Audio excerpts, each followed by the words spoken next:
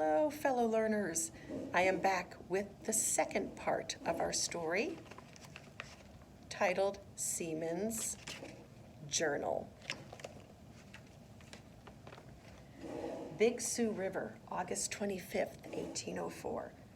We heard an Indian legend about the Spirit Mound. The legend says men only 18 inches tall with huge heads live at the mound. Lewis, the men, and I started across the prairie. It was so hot that Lewis sent me back, but the men walked for 3 hours before reaching the mound.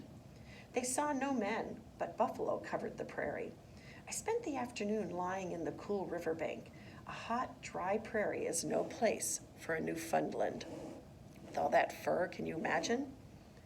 On the plains of the Dakota, September 1804. I trail Lewis up steep hills and down deep valleys. We've seen bobcat, elk, buffalo, and antelope. I chased the antelope and took one to cook. One day we counted 36 bald eagles soaring above our heads. Off Teton River, September 1804.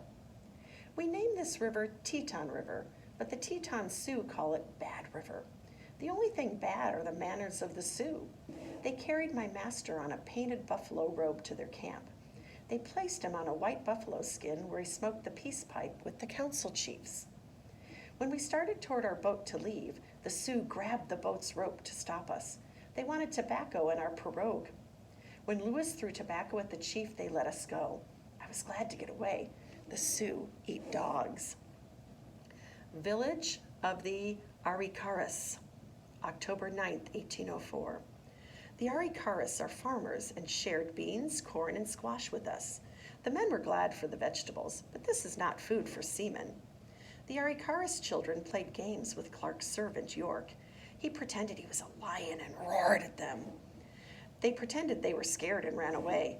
I pretended I was on guard and barked. What fun we had. Fort Mandan, November 1804. It is very cold. My fur keeps me warm, but the men suffer. We have met the Mandan and the Hidatsa tribes. Both are peaceful farmers.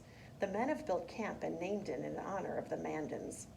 A French-Canadian fur trader named Toussaint Charbonneau came into camp, and Lewis hired him as an interpreter and cook.